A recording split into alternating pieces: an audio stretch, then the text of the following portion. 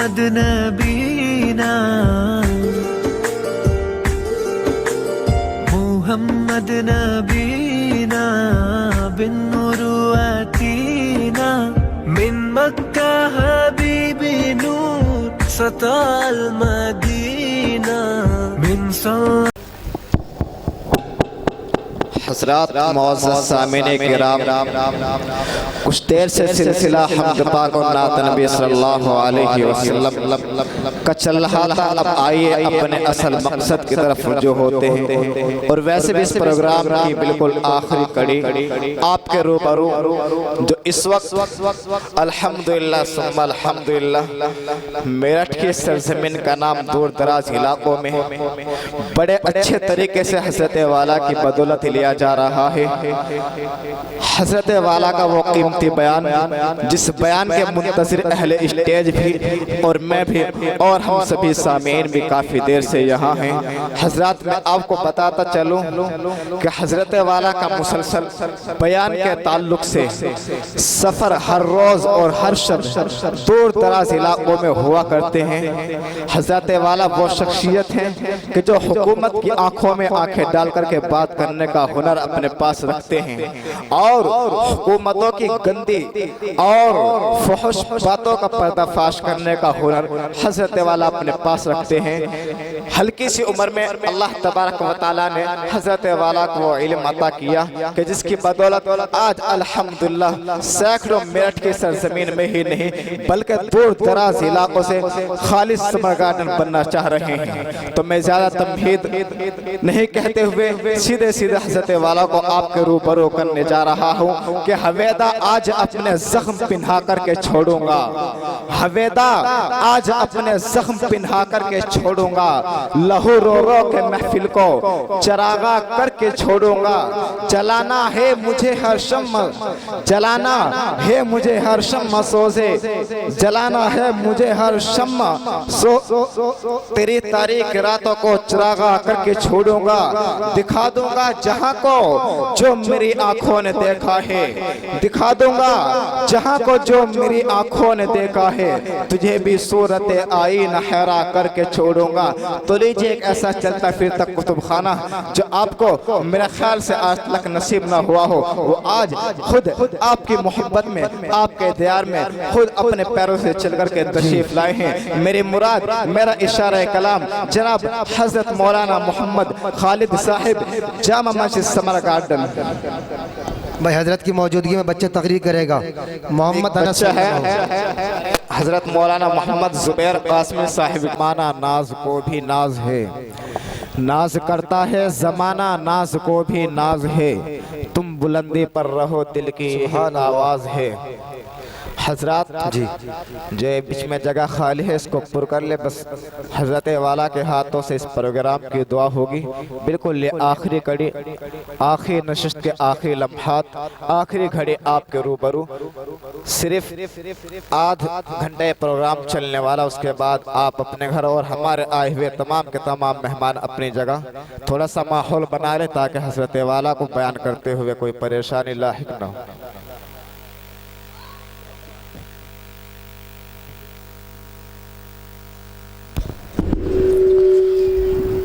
إن الحمد لله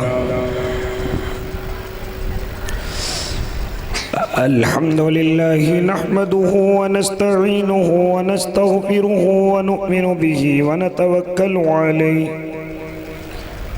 ونعوذ بالله من شرور أنفسنا ومن سيئات أعمالنا من يهده الله فلا مضل له ومن يضلله فلا هادي له ونشهد أن لا إله إلا الله وحده لا شريك له ونشهد أن سيدنا وحبيبنا وشفيعنا وسندنا ومولانا محمد أرسله بالحق بشيرا ونذيرا وداعيا إلى الله بإذنه وسراجا منيرا وصلى الله تعالى على خير خلقه محمد وعلى آله وأصحابه وأصحابه وأزواجه وذرياته وسلم تسليما كثيرا كثيرا. أما بعد فأعوذ بالله من الشيطان الرجيم.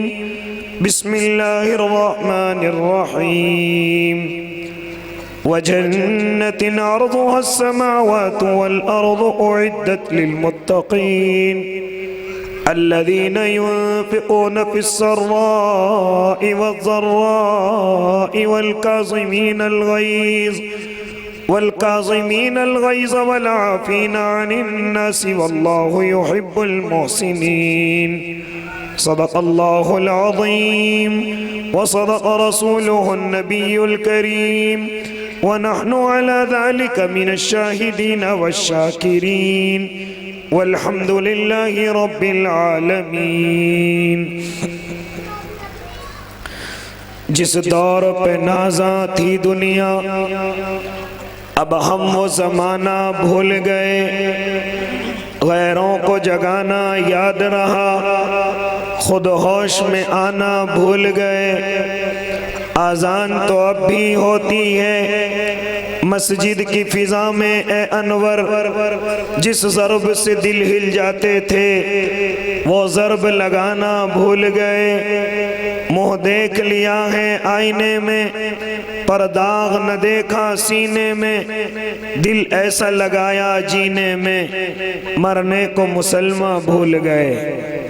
باوقار علماء کرام، معزز سامعین عظام، اسٹیج پر رونق افروز حضرت اقدس مولانا ایوب صاحب اور ناظم جلسہ حضرت اقدس حضرت مولانا و مفتی محمد زبیر صاحب دامت ظلہم العالیہ، اور اسی طریقے سے شاعر اسلام مولانا فیصل میرٹھی صاحب اور ناظم جلسہ حضرت قاری پیار محمد صاحب، اور اس کے علاوہ ناظم مدرسہ حضرت اقدس قاری محمد فیروز صاحب، اور ایک اور شاعر اسلام جن کا کلام میں نے پہلی مرتبہ سنا حضرت اقدس قاری محمد فرقان صاحب دامت ظلہم العالیہ. اس کے علاوہ دیگر اکابرین امت یہاں تشریف فرما ہیں. یہ زیادہ دیر کا پروگرام اب آپ کا باقی نہیں ہے. صرف مختصر سے وقت کے لیے آپ حضرات کے درمیان میں حاضری ہوئی، آیت کریمہ پڑھی گئی، اس کا ترجمہ کر کے انشاءاللہ اپنی بات کو ختم کروں گا میں. اور آپ یہاں صبح سے بیٹھے ہیں، جب سے یہ پروگرام شروع ہوا ہم یہاں اس لیے بیٹھے ہیں تاکہ ہمارا اللہ راضی ہو جائے، ہمارے محبوب کا طریقہ زندہ ہو جائے، علماء کی زیارت حاصل کر کے ہم ثواب حاصل کریں. اے اللہ کے نیک بندو، کیوں جمع ہوئے؟ ہم نے اپنے علماء سے سنا، انہوں نے قرآن کو پڑھ کر کے بتایا، انہوں نے احادیث کو پڑھ کر کے سنایا کہ اللہ نے اپنے نیک بندوں کے لیے ایک جنت کو تیار کر رکھا ہے. چلو اس جنت کا تذکرہ کر لے. اللہ اس جنت کی چوڑائی کیا ہے؟ تو میرے اللہ نے جواب دیا وَجَنَّةٍ عَرْضُهَا السَّمَاوَاتُ وَالْأَرْضُ أُعِدَّتْ لِلْمُتَّقِينَ. ارے اس جنت کی چوڑائی اور اس جنت کا عرض زمین اور آسمانوں کے برابر ہے. اللہ آپ نے اس جنت کو کس کے لیے تیار کیا ہے؟ میرے اللہ نے جواب دیا اعدت للمتقین. ہم نے اس جنت کو متقیوں کے لیے تیار کیا ہے. یہ متقی کون لوگ ہیں؟ کن کو متقی کہا جاتا ہے؟ آؤ میں تمہیں بتلاتا چلوں. متقی وہ انسان ہیں جو اس زمین پر رہ کر اپنے اللہ کو قبول کر لے، پوری دنیا کو چھوڑ دے اور اپنے اللہ کے لیے ایمان کو قبول کرے، اسلام کو قبول کرے اور ایمان لا کر کے اسلام کی فہرست میں شامل ہو جائے اور مسلمانی زندگی گزارے. ایسے انسان کو متقی کہا جاتا ہے. تبھی تو میرے آقا نے فرمایا تھا من قال لا الہ الا اللہ دخل الجنہ، کہ جس نے ایک مرتبہ لا الہ الا اللہ کہہ دیا اللہ نے اسے جنت کے اندر داخل کر دیا. تو اللہ نے یہ جنت کس کے لیے تیار کی ہے؟ اللہ نے یہ جنت متقیوں کے لیے. اور متقی کا پہلا درجہ کہ جو دنیا کو چھوڑ دے اور اپنے اللہ پر ایمان لے آئے، اپنے نبی کو قبول کر لے اور ایمان کے ساتھ اس زندگی کو گزار دے اور ایمان کی حالت میں اس دنیا سے رخصت ہو جائے. ایسے انسان کو متقی मुत्तकी कहा गया। अल्लाह अल्लाह उस जन्नतियों की कुछ और निशानी बतला दीजिए। मेरे अल्लाह ने फिर निशानी बतलाई। उन 4 निशानियों को बतला कर इंशाअल्लाह अपनी बात को ख़त्म करूँगा कि वो जन्नतियों की 4 निशानी क्या हैं। आओ ज़रा सुनते चले जाएं। ये मैं अपनी तरफ से नहीं बल्कि कुरान को खोल के आपके सामने पढ़ कर के सुना रहा हूँ। अल्लाह जन्नत की निशानी क्या होगी और जन्नत में जाने वालों की निशानी क्या होगी। अल्लाह अल्लाह अगर हम उन निशानियों को अपने अंदर ले आए तो हम जन्नती कहलाएंगे। हाँ मेरे भाई जन्नती कहलाएंगे। आओ सुनो वो 4 निशानियां क्या हैं। पहली निशानी मेरे और आपके अल्लाह ने इरशाद फरमाई कि जन्नती की पहली निशानी ये होगी अल्लज़ीना युनफ़िक़ूना फ़िस्सर्राइ वज़्ज़र्रा, कि जन्नती की निशानी ये होगी अगर वो खुशहाल होगा तब भी अल्लाह के नाम पर खर्च करेगा, अगर वो तंगदस्त होगा तब भी अल्लाह के नाम पर खर्च होगा, और अगर वो कारोबार चलता होगा तब भी अल्लाह के नाम पर खर्च करता होगा, और अगर उसका कारोबार खत्म हो गया और वो नुकसान के अंदर आ गया लेकिन जैसे ही अल्लाह का नाम उसको नजर आएगा और अल्लाह के नाम पर खर्च करने की बात आएगी तो ये हंसता हुआ अपने अल्लाह के नाम पर खर्च करेगा। पहली निशानी जन्नती की कि वो अल्लाह के नाम पर खर्च करने वाला होगा। अल्लाह से उसको इस कदर मोहब्बत हो जाएगी जब उसको मालूम होगा कि फुला जगह पर अल्लाह के नाम पर खर्च करना है तो फौरन अल्लाह के नाम का निकाल करके देगा। अगर वो तंगदस्त होगा तब भी देगा और अगर वो खुशहाल होगा तब भी देगा। ओ अल्लाह के नेक बंदो, तफसील का मौका नहीं, मैं आगे की गुफ्तगू करने लगा। अल्लाह दूसरी निशानी बतला दीजिए। मेरे अल्लाह ने दूसरी निशानी बतलाई कि जन्नतियों की दूसरी निशानी ये होगी वल काज़िमीन अल गैज़, वो अपने गुस्से को पीने वाला होगा, अपने गुस्से पर अमल करने वाला नहीं, अपने गुस्से की वजह से किसी पर वार करने वाला नहीं, अपने गुस्से को बर्दाश्त करने वाला होगा। यानी जन्नती की दूसरी निशानी क्या फरमाया था मेरे आका ने जब सहाबा इकराम से सवाल किया, ऐ मेरे सहाबा इस जमीन पर सबसे बड़ा ताकतवर कौन है, सबसे बड़ा पहलवान कौन है। सहाबा ने अर्ज किया या नबी अल्लाह जो अपने सामने वाले को ढेर कर दे, जो अपने सामने वाले को ज़ेर कर दे। अल्लाह के नबी वही सबसे बड़ा पहलवान है।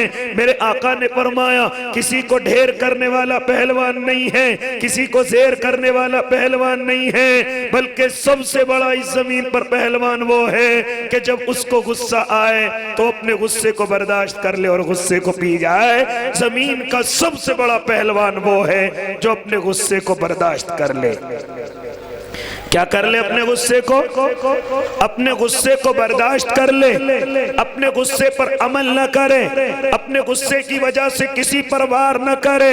क्यों? इसलिए कि इंसान के गुस्से की हालत के लिए शैतान हमेशा जुस्तुजू में लगा रहता है कि कब इसको गुस्सा आए और कब मैं इसके गुस्से का फायदा उठाकर इनकी आपस में लड़ाई करवाऊं, भाई बहनों की लड़ाई करवाऊं, भाई भाइयों की लड़ाई करवाऊं, मियाँ और बीवी की लड़ाई करवाऊं, यहाँ तक के शौहर और बीवी की लड़ाई करवाऊं, बाप और बेटों की लड़ाई करवाऊं, यहाँ तक के पड़ोसी आपस में किस तरह से लड़ जाएं। तो इंसान के गुस्से के इंसान के गुस्से की तलाश में रहता है कि कब इंसान गुस्से में आए और कब शैतान अपना अमल शुरू करे। क्योंकि जब गुस्सा आता है शैतान इंसान को अपने कब्जे में ले लेता है और फिर ऐसे अमल कराता है कि जिससे इंसान बाद में पछताता है। आज मैं और आप क्यों बर्बाद हैं? अरे इसी गुस्से की वजह से जमीनें क्यों बर्बाद हो गई, इसी गुस्से की वजह से घर क्यों बर्बाद हो गए, इसी गुस्से की वजह से यहाँ तक कि मेरे और आपकी बीवियां कभी कभी नाराज हैं और घर छोड़ करके चली जाती हैं। इसी गुस्से की वजह से कभी औलादें नाराज हैं और मुझे और आपको छोड़ करके चल देती हैं। इसी गुस्से की वजह से पड़ोसी मुझसे और आपसे बात नहीं करता। इसी गुस्से की वजह से रिश्तेदार मेरी और आपकी कदर नहीं करते। इसी गुस्से की वजह से यहाँ तक के लोग मुझसे और आपसे मिलना पसंद नहीं करते। इसी गुस्से की वजह से आज मैंने और आपने सबसे ज्यादा अगर किसी वजह से बर्बाद किया तो सिर्फ इसी गुस्से की वजह से। मैं और आप किस वजह से बर्बाद हैं? इसी गुस्से की वजह से। आज मैं और आप कारोबार में क्यों कमजोर हैं? کاروبار میں کیوں پیچھے ہیں, تجارت میں کیوں پیچھے ہیں, جانتے ہو اس کی وجہ بھی غصہ ہے. میں اور آپ کاروبار پر جا کر کے بیٹھتے ہیں, لیکن جا کر کے گراہکوں کو غصہ دکھاتے ہیں, جس سے گراہک مجھ سے اور آپ سے ٹوٹنے لگتا ہے. اس لیے میرے بھائی کاروبار کمزور ہیں. کیا فرمایا میرے اور آپ کے اللہ نے, اگر تم یہ دیکھنا چاہو یہ بندہ جنتی ہے, جنت کے اندر جانے کی اس کے اندر کیا نشانی ہے, تو دوسری نشانی یہ ہوگی کہ وہ اپنے غصے کو پینے والا ہوگا. اللہ جو بندے اپنے غصے کو برداشت کرتے ہیں اللہ انہیں دنیا کے اندر بھی ترقی دیتا ہے, اور جب وہ اس دنیا سے چلے جاتے ہیں اللہ اس غصے کے پینے کی وجہ سے ان کو جنت بھی عطا کرتا ہے. کیا آپ کو معلوم نہیں کہ کل قیامت کا میدان ہوگا اور ایک گناہگار کو اللہ کے سامنے لایا جائے گا, اور وہ گناہگار ایسا ہوگا کہ جس نے پوری زندگی گناہ کے اندر ڈبو کر کے گزاری ہوگی. میرا اللہ اس کے لیے فیصلہ کرے گا, جب میں نے تیرے جنت کے اعلان کر دیا وہ تعجب میں پڑ جائے گا, اللہ مجھے جنت کیوں مل رہی ہے, ہاں میں جنت کا حقدار نہیں ہوں, میں جنت میں کیسے جا سکتا ہوں. وہ تعجب کے اندر پڑا ہوا ہے, لیکن اللہ اس کی جنت کا اعلان کر چکا ہے. چنانچہ جب اس کو یقین نہیں ہوگا فرشتے اس کے قریب آئیں گے اور آ کر کے کہیں گے ارے چلتا کیوں نہیں, اللہ نے تجھے جنت عطا کی ہے. چنانچہ وہ کہے گا ارے اللہ مجھے کہاں جنت عطا کر سکتا ہے, میں اتنا گناہوں میں ڈوبا ہوا.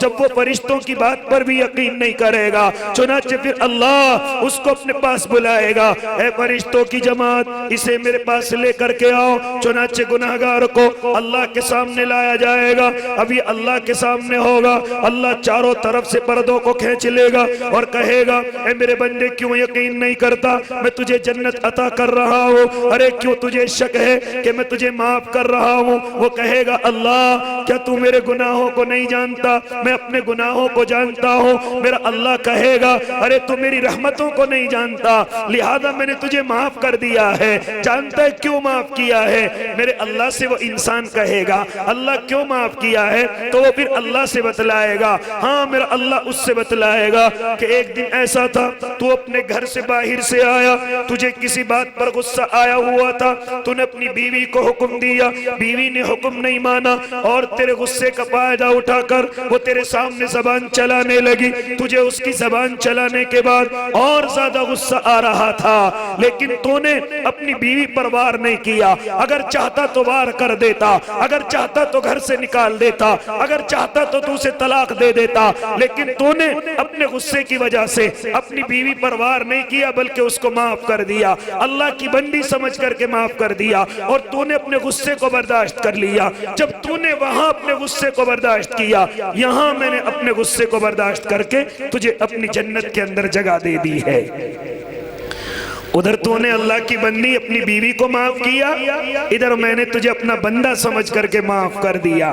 تو اس لیے میرے بھائی جو لوگ غصوں کو پینے والے ہیں وہ اس دنیا کے اندر بھی کامیاب ہیں, اور کل قیامت کا میدان ہوگا اللہ ان غصے کے پینے کی وجہ سے اللہ انہیں جنت عطا کرے گا. اللہ تیسری نشانی بتلا دیجئے. میرے اللہ نے تیسری نشانی بتلائی وَالْعَافِينَ عَنِ النَّاسِ, جو لوگوں کو معاف کرنے والے ہوں گے, جو لوگ ان کے ساتھ ایسا معاملہ کریں کہ وہ معاف نہ کر سکیں, یا اسی طرح وہ حق پر ہیں اور حق پر ہونے کے باوجود بھی اپنے سامنے والے کو معاف کر دیں, حالانکہ غلطی سامنے والے کی ہے, ہاں کوتاہی سامنے والے کی ہے, اگر چاہوں تو اس سے بدلہ لے لوں, اگر چاہوں تو اس کی شکایت کر کے اسے سزا دلا دوں, لیکن حق پر ہونے کے باوجود جو انسان لوگوں کو معاف کر دیتے ہیں اللہ انہیں بھی جنت عطا کرے گا, اللہ انہیں بھی جنت عطا کرے گا. اللہ چوتھی نشانی بتلا دیجئے. میرے اللہ نے چوتھی نشانی بتلائی واللہ یحب المحسنین, اور اللہ احسان کرنے والوں سے بڑی محبت کرتا ہے. جو لوگوں پر احسان کرتے ہیں, جو لوگوں کے ساتھ بھلائی کا معاملہ کرتے ہیں, جو لوگوں کے ساتھ خیر سے پیش آتے ہیں, جو لوگوں کے ساتھ حسن سلوک کرتے ہیں, لوگ ان کے ساتھ برائی کا معاملہ کریں لیکن یہ ان کے ساتھ بھلائی کا معاملہ کرتے ہیں, لوگ ان کے ساتھ جفاؤں سے پیش آتے ہیں لیکن یہ ان کے ساتھ وفاؤں سے پیش آتا ہے, تو اللہ احسان کرنے والوں کو بھی اپنی جنت عطا کرے گا. تو جنتیوں کی کتنی نشانی ہو گئی، 4 نشانی۔ پہلی نشانی یہ کہ وہ اللہ کے نام پر ہر حال میں خرچ کرتے ہیں، دوسری نشانی یہ کہ وہ اپنے غصے کو پی جاتے ہیں، اور تیسری نشانی یہ کہ وہ لوگوں کو معاف کرتے ہیں، اور چوتھی نشانی یہ کہ وہ لوگوں پر احسان کرتے ہیں۔ یہ 4 نشانی دعا کرے اللہ یہ میرے اندر بھی آ جائیں اور آپ کے اندر بھی آ جائیں۔ کریں گے نا بھائی انشاءاللہ ان باتوں پر عمل؟ لوگوں کو معاف کریں گے انشاءاللہ، لوگوں پر احسان کریں گے انشاءاللہ، اور اپنے غصے کو برداشت کریں گے، نہ اپنی بیوی پر غصہ اتاریں گے، نہ اپنے بچوں پر غصہ اتاریں گے، نہ اپنے ماں باپ بھائی بہنوں پر غصہ اتاریں گے، نہ اسی طریقے سے پڑوسیوں اور رشتہ داروں پر۔ جتنا غصے کو برداشت کریں گے اللہ اتنا ہی جنت کو آسان کر دے گا۔ اس لیے ارادے کریں کہ انشاءاللہ غصوں کو برداشت کریں گے، اور اسی طریقے سے اللہ کے نام پر خرچ بھی کریں گے نا بھائی انشاءاللہ؟ مجھے معلوم ہے آپ خرچہ کر چکے ہیں، اپنے اللہ کے نام پر خوب مدرسے میں دے چکے ہیں، لیکن اس وقت میں بھی کوئی ہے جو اللہ کے نام پر اس وقت میں اپنے مدرسے کے لیے کچھ لے کر کے بیٹھا ہوا ہے کوئی دعا سے پہلے اور اس وقت میں اپنے مدرسے کے نام پر لا کر کے دے، اپنے اللہ کو راضی کرنے کے لیے لا کر کے دے؟ حالانکہ بتلایا گیا کہ اکثر لوگ اپنے مدرسے کو دے چکے ہیں۔ ہے کوئی اور اللہ کا نیک بندہ جو جنتی ہونے کی پہلی نشانی پر عمل کر کے دکھائے اور یہ دکھائے کہ انشاءاللہ میں اپنے اللہ کے نام پر خرچ کروں گا؟ ہے کوئی اللہ کا نیک بندہ جو پہلے کھڑا ہو کر کے آئے اور اپنے ماں اور باپ کے نام کے لا کر کے دے، اپنی والدہ کے نام سے لا کر کے دے؟ زیادہ نہیں، بڑی تشکیل بھی نہیں، کوئی ہے اللہ کا نیک بندہ جو 1000 2000 5000 روپے اپنی والدہ اور والد کی طرف سے لا کر کے دے؟ اگر کوئی ہو تو آئے جلدی سے کھڑا ہو کر۔ ربنا تقبل منا انك انت السميع العليم ربنا اغفر لي ولوالدي وللمؤمنين يوم يقوم الحساب ربنا لا تجعلنا فتنة للقوم الظالمين۔ الہی رحم کا، کرم کا، شفا کا، عافیت کا معاملہ فرما۔ الہی اس مل کر کے جڑ کر کے بیٹھنے کو قبول فرما، ان تمام علماء کے اور مہمانوں کے آنے کو قبول فرما۔ اے کریم اللہ اس مدرسے کو دین دونی رات چوگنی ترقی عطا فرما۔ اے کریم اللہ غیب سے اس کی مدد فرما۔ اے کریم اللہ یہاں سے حافظ قرآن اور عالم دین پیدا فرما۔ اللہ ہمارے تمام مدرسوں کی، مسجدوں کی، خانقاہوں کی، دینی جماعت اور جمعیتوں کی، بالخصوص حرمین شریفین کی، بیت المقدس کی، دعوت کے ساتھیوں کی، خانقاہ کے بزرگوں کی، علماء کی، اے کریم اللہ طالب علموں کی، بچیوں کی، بڑوں کی، بوڑھوں کی، عورتوں کی، اے کریم اللہ سب کی حفاظت فرما، سب کی عمروں میں برکت عطا فرما۔ اے کریم اللہ اگر یہاں کوئی بیمار ہے تو شفا نصیب فرما، اگر کوئی میرا بھائی بے اولاد ہے تو اولاد نرینہ عطا فرما، اگر کسی کے اولاد جوان ہے تو اچھے رشتے عطا فرما، ہم سب کو حج نصیب فرما۔ اے کریم اللہ ہمارے ماں باپ اگر دنیا میں ہے تو حج نصیب فرما، اگر دنیا سے جا چکے ہیں تو ان کی قبروں کو نور سے منور فرما، جنت میں اعلیٰ علیین نصیب فرما۔ مولا مانگنا نہیں آتا، بغیر مانگے ہماری ضرورتوں کو مکمل فرما، جائز تمناؤں کو پورا فرما، ہر خیر عطا فرما، ہر شر سے حفاظت فرما۔ مختصر سی دعاؤں کو پیارے حبیب کے صدقے میں قبول فرما۔ وصلی اللہ تعالی علی خیر خلقہ محمد و آلہ و اصحابہ اجمعین۔